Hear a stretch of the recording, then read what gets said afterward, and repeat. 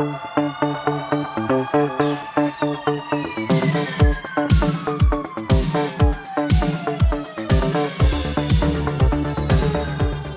is the Next Take podcast, episode 120 with Mikel and Tanyka. where we have conversations on different topics. So, um, yeah. So we're going to do our, our, what, 3 topic episode, Tanika? No, Oh, God, no. no. God, no. So it's going to be a special episode, is my guess, this time around. And Tanika will present us with the topic that we're going to be talking about today. Okay. So, Yeah. pretty excited to talk about this one. This is something, again, that, is talked about within the true crime realm as well, but it's not necessarily true crime. Mm-hmm. And that is Satanic Panic. Mm. So I'm really excited to talk about this because it's insane. It's Mm. amazing what people believe or think, and yeah, it's a whole thing. Um, do you have any knowledge about Satanic Panic? Besides, No, I have no obviously, knowledge about Satanic Panic. okay. No, no. Well, it's exactly what it sounds like. It is literally people back in the 70s, I'd say late 70s, 80s, early 90s, um, basically panicking about, say, things they interpreted as satanic. So that could have Mm-hmm. been Mm-hmm. D&D, that could have been um, hard rock or metal. Like, for example, like, I'm pretty sure people thought, like, listening to Metallica or AC/DC was satanic. Mm-hmm. Um, I'm pretty sure at one point even, like, Harry Potter in its early days was kind of seen as not so much satanic, but, like, Mm-hmm. witchcrafty, and within, like, religious circles, the people were like, "No." Mm-hmm. And I had that in my own family when it came to Mm-hmm. Harry Potter. Okay. Um, so yeah, it's an insane topic, but it did definitely cause a lot of problems for people. Um, so yeah, we're gonna talk about that. Hmm. All Okay. right. All right. So vigilante parents dug under a preschool searching for secret tunnels. The police swapped tips on identifying pagan symbols. A company that sells toothpaste and soap had to deny repeatedly that it was acting as an agent for Satan. Hmm. Early in the 1980s, baseless conspiracy theories about cults committing mass child abuse spread around the country. Talk shows, like Ronaldo, for example, Mm-hmm. Mm-hmm. um, would and news programs fanned fears, and the authorities investigated hundreds of allegations. Even as cases slowly collapsed and skepticism prevailed, defendants went to prison. West Memphis 3, for example, families were traumatized and millions of dollars were spent on prosecutions. So,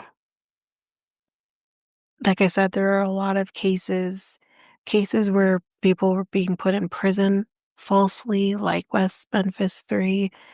Um, people's cases where people died were not being investigated correctly because it was always being linked back to the Satanic Panic. So there's a lot that just really, uh, again, baseless things that really affected people's lives, like I said. So the phenomenon was so sprawling that in its aftermath, it took on several names, like the ritual abuse scare or the daycare panic. But one name has increasingly stuck, and that is satanic panic. Hmm. The evidence wasn't there, but the allegations of satanic ritual abuse never really went away, said Ken Lanning, a former FBI agent who worked on hundreds of abuse cases with the Bureau's Behavioral Science Unit. When people got emotionally involved in an issue, common sense and reason go out the window. People believe what they want and need to believe.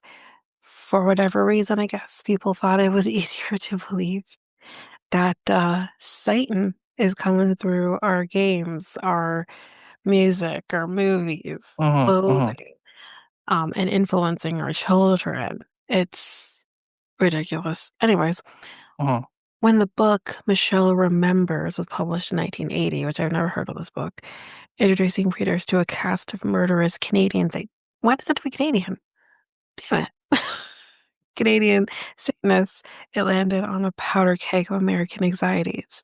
Right. Hilary DeYoung, who is a professor of, I think it's emeritus of Mhm. sociology at Grand Valley State University. Mhm. More women were going to work by choice and necessity in the wake of the women's rights movement, and as the country struggled with a recession, conservatism and the religious right were ascended, and both emphasized the nuclear family. Good daycare was hard to find, Mr. Young said, and many parents felt guilt for relying on it, which I think is something that can still happen today as well. Not in the same way, but definitely can happen. And after decades of denial, the public was starting to confront the problem of sexual abuse, Mhm. especially involving children. Mhm. Quote, you hook all of those things together magically, and boom, you've got the proper fuel for a moral panic. Um, the spark, she said, was Michelle Remembers. I thought I already said that already. Sorry. Where was it? Hold on. What was- Oh no, I think it's being repeated again. Okay, so the spark she said was Michelle Remembers, a book by Canadian psychologist and his former patient about her memories of child abuse at the hands of Satanists. Although its lurid claims were quickly challenged, the book was a bestseller. Suddenly, it seemed terror could be lurking in any neighborhood. The book gave people a villain to look for outside the family, said Sarah Marshall, host of the history podcast You're Wrong About. What readers heard, she said, was don't look in the mirror. The call is not coming from inside the house. The Satanists are the problem. Which, again, just because you're a Satanist does not mean you're a bad person. Mhm. You just believe in Satan. Right. Whatever. Yeah. You know, Yeah. Yeah. sometimes those people have better morals than people who are, within Catholicism. Mhm. So, Mhm. anyways, some social workers and police officers searching for an authority to help them face the problem of abuse even adopted it as a training text, which is insane. Mhm. In the summer of 1983, a woman in Manhattan Beach, California, accused an employee at her son's preschool, McMartin, of abusing him. The police sent a letter to about 200 families asking for help with their investigation. The following procedure is obviously an unpleasant one, but to protect the rights of your children as well as the rights of the accused, the inquiry is necessary. The police chief wrote, describing alleged sex crimes. People question your child to see if he or she has been a witness to any crime or if she has been a victim. The letter was a model of what not to do, said Mhm. John Myers, a professor at the University of California, Hastings, and a lawyer who represents child victims of abuse. Mhm.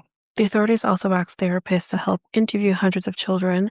They questioned them for hours, which also you can't interview children for hours. You just can't Huh. because they're going to lose interest. Their attention is going to wane. It's not like interrogating an adult, which even then, if you interrogate an adult for hours or interview an adult for hours, their attention's going to wane. They're going to be disinterested. They're not going to be in it anymore. So I know with kids. So that just seems unorthodox right there. Um, but often asking leading and suggestive questions, which you can't do. You Mhm. can't do that. You can't lead them or feed them information because they're going to tell you what you want to hear. We saw that with Brendan Dassey, for example, and Making a Murderer. Um, yes, he was underage, but he was also most likely on the autism spectrum. Mm, And he basically just told them what they thought they wanted to hear. right. And he is still serving time in a prison for a crime he most likely did not commit. So you know what I mean? Mm, Like you yeah, can't yeah. be suggestive. Um, so quote, we as professionals were singularly ill-equipped. Nobody had thought about proper forensic interviews in these situations. The allegations didn't move to full-blown sadism immediately, said Richard Beck, the author of a book about the panic. The intermediary steps were people saying there was something weird or elaborate about what happened, and a Mm-hmm. fair number of those claims came out of the interviews. In 1986, prosecutors charged 7 employees with more than 100 counts of child molestation and conspiracy. A week later, they dropped the charges against 5 defendants, citing weak evidence. All the defendants maintained their innocence. Mm, By then, the case was a national spectacle, and prosecutors pursued it despite growing doubts about the original accuser's story and a variety of fantastical claims from interviews, including a goat man. mm-hmm. So when you think Satan, you think goat man, Mm-hmm. bloody animal sacrifices, a school employee who could fly, and acts of violence that left no physical trace, which kind of brings back to like Salem witch trials, for example. Mm-hmm. If they have a mark, they're a witch. If they don't, then they're probably innocent. And Hmm. if like someone's attacking you, well, they could be attacking you with their mind, which is something they claimed during the witch trials as well. Right. So it's just again, that was in the 1600s, where I really feel like the human race was stupid and believed anything, and really their base was based on religion. Mm-hmm. Their way of life was based on religion. Whereas now in the 20th, 21st century, that is just not realistic. We should know Mm-hmm. better. Mm-hmm. So I can't believe people are really thinking, oh, they're being attacked but leaving no trace, so it has to be the devil. No, it's Mm-hmm. just nothing's happening to them. Um, so the trial would not end for years, with no convictions, and prosecutors around the country started dozens of cases like it. Each authority, the police, prosecutors, psychologists, the media, put pressure on the others to act, said Anna Merlan, the author of a book on the history of conspiracy theories. Mm-hmm. It was a very fervid environment. Very credible seeming people were saying, occult ritual abuse is all around you. We've seen it, and the signs are visible if you know how to look for it. The authorities tried to make sense of the allegations. Mr. Lanning, the retired FBI agent, said that as a deluge of calls about strange abuse began in 1983, he tried to investigate with an open mind. My attitude was, yes, most anything is possible, but where's the evidence? So FBI agents, police officers, lawyers, and social workers gathered what they could and shared their findings at conferences and seminars, which is also problematic. They handed out satanic calendars. What the hell is that? Traded pamphlets about symbols like the cross of Nero and the Mm-hmm. horned hand, and copied lists of supposed occult organizations, which included a collective of feminist astrologers in Minnesota. They are most likely not a satanic group. They're just women who really like astrology. I don't Hmm. understand. Hmm. Um, Interesting. so it feels very misogynistic, Mm-hmm. right? In that sense. Yeah. A lot of this stuff was being disseminated by law enforcement without efforts to corroborate it. One cop would come up and say, "What a load of crap." But then another would say, "I've got to learn more." Hmm. When Mr. Lanning asked officers how they corroborated information, their stories fell apart. "Oh, I got it from so and so," he recalled hearing. But often, he said, the pamphlets still made it into copy machines and onto the news. So in May of 1985, the news program 2020 ran a segment on Satan worship that described animal mutilations clearly used in some kind of bizarre ritual, rock music associated with devil worship, satanic graffiti, and backward messages in pop songs. Hmm. There were a few caveats. The host, Hugh Downs, opened by saying, "Police have been skeptical when investigating these acts, just as we are in reporting them, but there is no question that something is going on out there, and that's sufficient reason for 2020 to look into it." Wow, have the mighty fallen. Yep. The program presented collectivity, if not the occult itself, in all but certain terms. Today we have found Satan is alive and thriving, or at least plenty of people believe he is.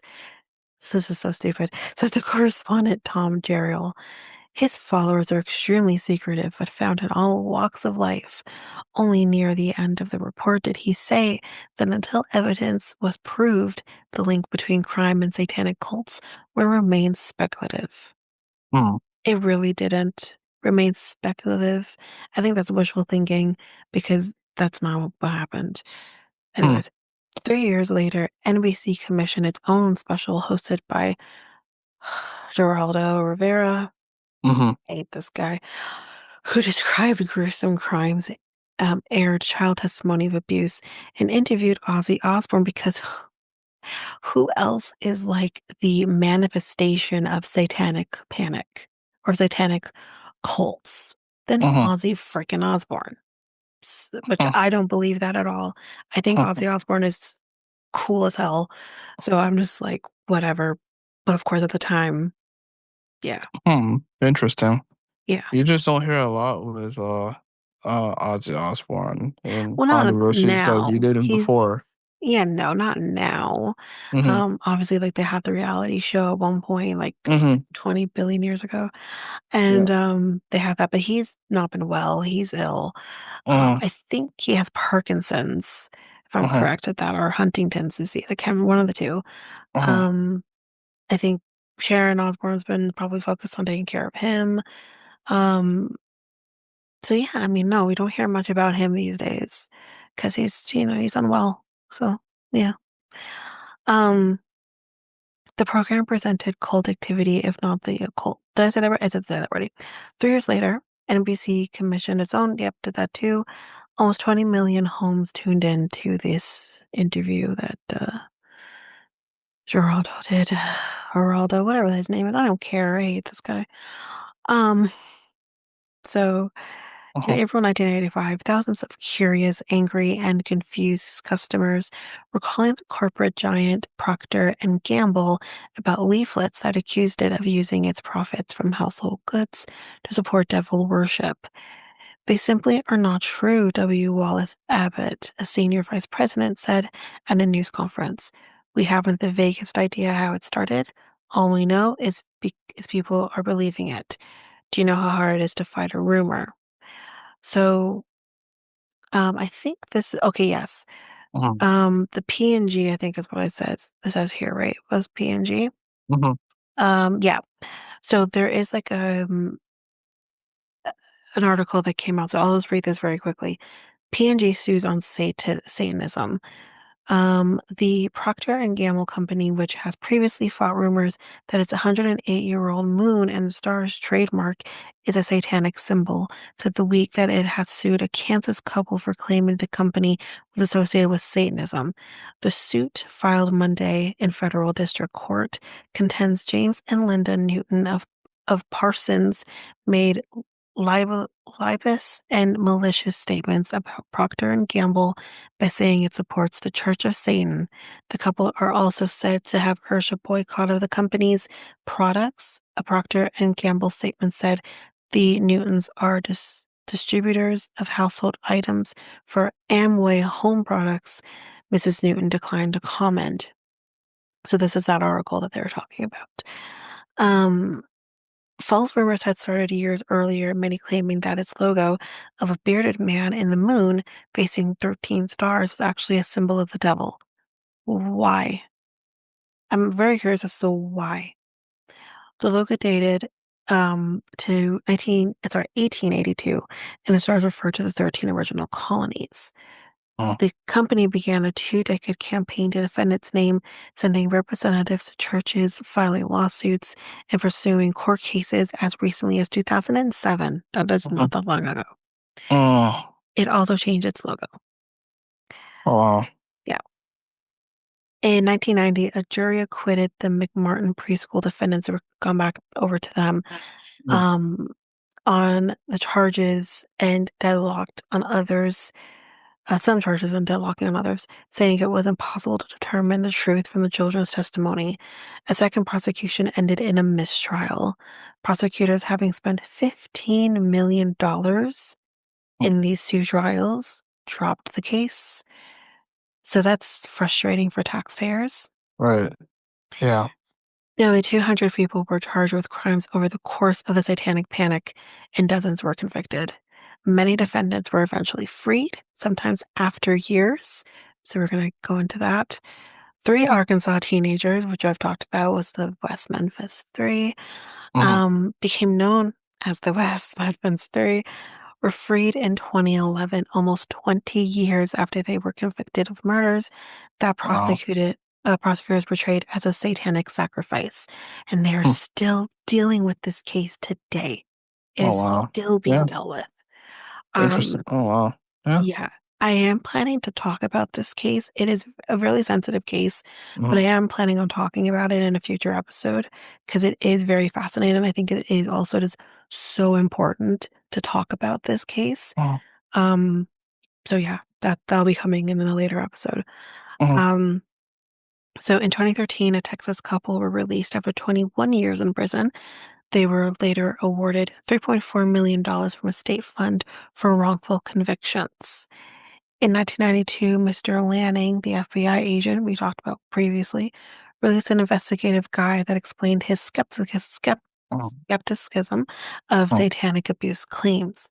2 years later, researchers with the National Center on Child Abuse and Neglect found that investigators could not substantiate any of roughly 12,000 accusations of group cult sexual abuse based Mm. on satanic ritual. Mm. In a few instances, apologies followed, including from Mr. Rivera, that that and Kyle Zirpolo, one of the former McMartin students, who made allegations to the police.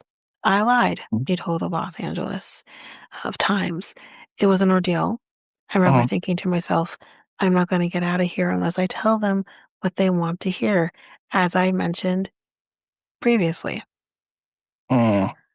Um, so what else do I have here? So yeah, I'll talk about this too. So we're probably going to briefly touch on McMartin again because it's a separate Mm. article, Mm. but we'll be talking about other things. So in the early 1980s, a moral panic rippled across the U.S., like I mentioned, um, echoing the super, which I just said too, echoing the supernatural hysteria of the Salem witch trials 300 years earlier.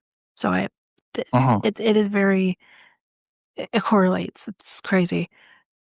Um, So strangers and neighbors alike were accused of belonging to calen- clandestine satanic cults that indulged in ritualistic sex, child abuse, and murder. Honestly, I never knew the child abuse part of was ever a part of this. Mm. So that was a new revelation for me when doing this research.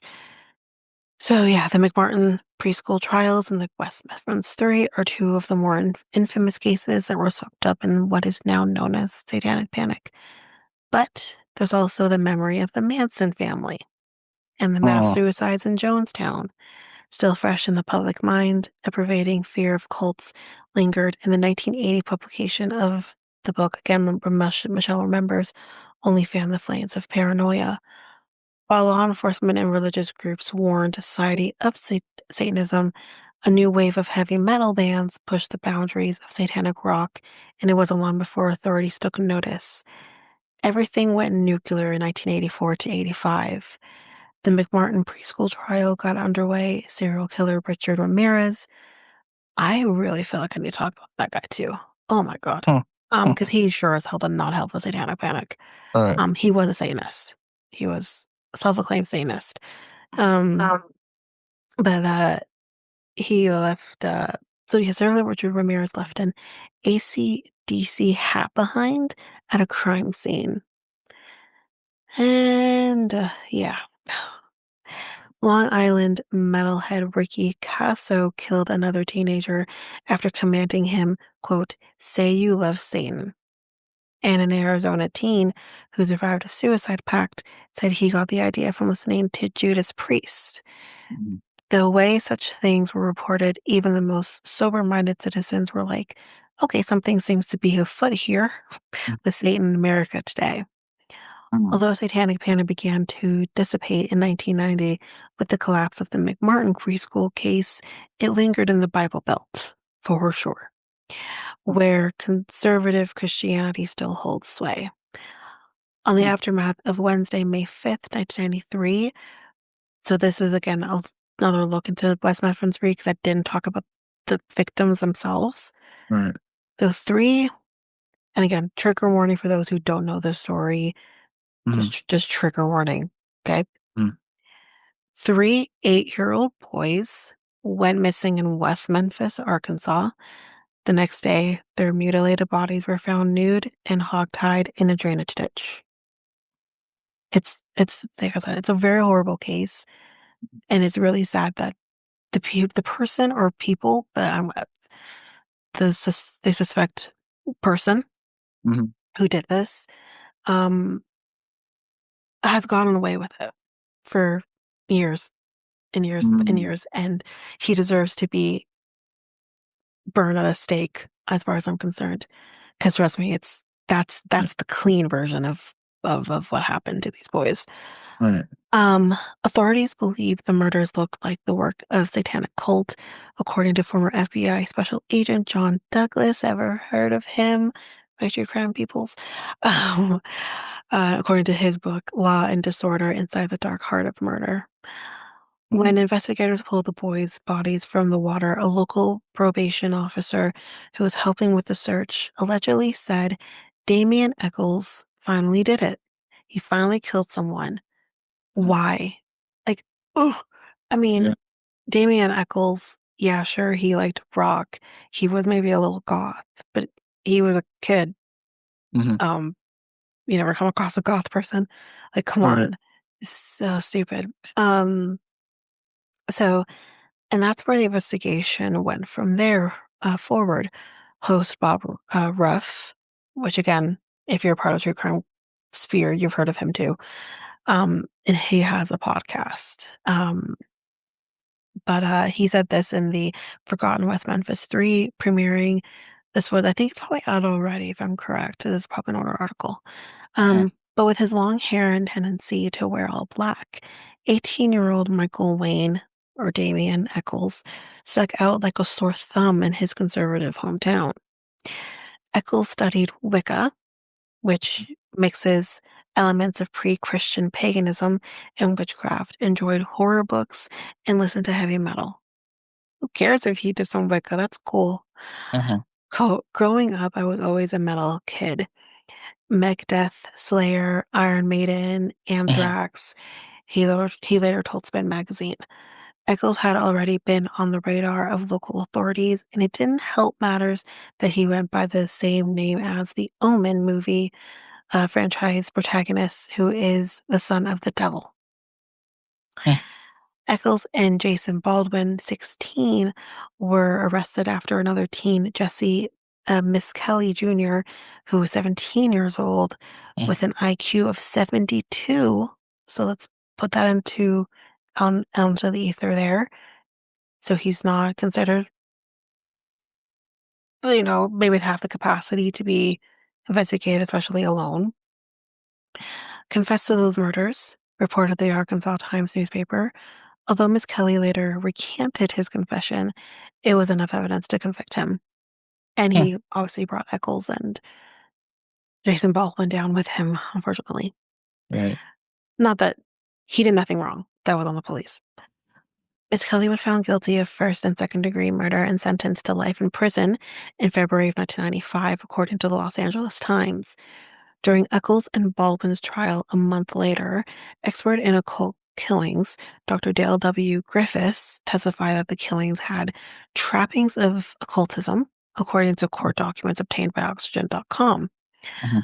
Both defendants were found guilty of 3 counts of capital murder, according to the Arkansas Times.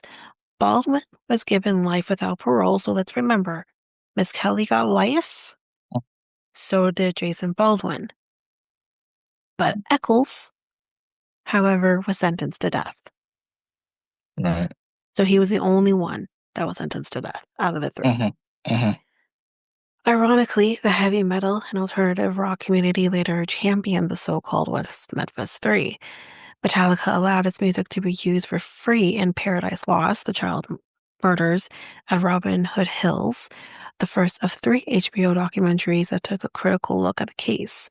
Punk rock singer Henry Rollins, who raised money through benefit albums and concerts that funded legal appeals and additional investigation efforts. The case was not reignited, however, until 2007, when defense attorneys presented new DNA evidence that showed there was no physical link between Eccles, Baldwin, and Miss Kelly in the 1993 crime scene events. Mhm. They agreed to a plea deal and were released from prison in August of 2011. Following his release, Eccles was asked by Spin if he regretted his interest in heavy metal. Quote, I never blamed the music. I just blamed the closed-minded people who would put you on death row for what kind of music you like. Amen. Who Mhm. cares? Mhm. Like, honestly. That's basically the Right. end of Yeah. that's basically the end of it for now. Like I said, I'll do a deeper dive on the West Mhm. Memphis Three in another episode, but Mhm. who cares what you like? And that's Yeah. exactly it. It We shouldn't matter always, what music you like, you know? yeah, Agree? people like this always equate things to the music or the movies or the video games or whatever.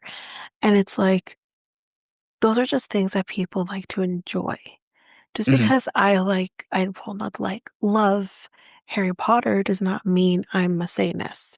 Just Mhm. because I like to listen to, I also like to listen to like AC/DC sometimes or Alice Cooper or whatever Mhm. every so often.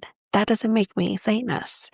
And it's funny, it kind of, sorry, I'm going back to Michael Jackson here, but did you have, for those people who've watched the Thriller video Mhm. and know what happens in that video, does anyone ever catch in the beginning of it? And again, the video was done in 1984. Mhm. Does anyone catch in the beginning of the video where he literally has to say, this has nothing to do with the occult? Mhm. Which those were and I remember as a kid seeing that and thinking, "Why does he like, why did he have to do that?" Not doing my research at, like, 10, 11 years old, but now looking back at it, knowing what I know, it's Mhm. like he had no choice but to do that. Right. Something like zombies dancing and a werewolf had to literally have him put out there, "This is not linked to the occult. This is just him." He Mhm. was interested in the occult. That's known knowledge. He was interested in the occult in the sense of it fascinated him, but he wasn't a part of that. Like, he wasn't like he wanted to be a part of that or anything. It was just Mhm. and there's nothing wrong with that. I think Mhm. there is always you're always capable of having a healthy dose of interest in something, Mhm. but doesn't mean you wanna be a part of that. Doesn't mean there's anything wrong with it. Right. Right. And I wanna say that we've done better, and I think on a whole we have, but I don't think much has really changed in, like, the Bible belts, you know? I don't Mm. think much has changed there. You better be listening to Christian music and thanking Jesus, and that's it. Mhm. Mhm. But, hey, Satan was a fallen angel, okay? It's Mm. fine. There's nothing wrong with that. Right. Yeah. But Okay. anyways, All that's it right. for me. So this ends this episode of 120 of the Next Tape podcast. The Next Tape podcast is available on all podcast platforms. We also have a website called Tanika. Nexttakepodcast.podpage.io. And where else are we at? Facebook and Instagram at Next Take Podcast, and Twitter, TikTok, and Blue Sky at Next Take Pod. And we have a contact email. You can contact us at mikeltanyka@gmail.com. That is mikeltanyka@gmail.com. So, we talked about the Satanic Panic on this episode. Well, pretty much Tanika did. I don't know very much about it, so that's why I didn't talk a lot about it. So if you didn't hear me, I apologize. But yeah, Tanika basically talked about it, and basically she discussed it on this episode, and yeah, uh, pretty cool stuff to learn about. Hope you guys like this episode. Anything you want to say, Tanika, else, or that's basically I it? mean, I think that's basically it. Just like what you like.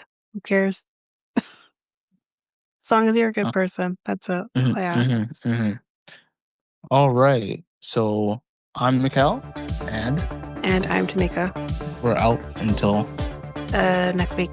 next week. All right. Peace, guys. Bye. Bye.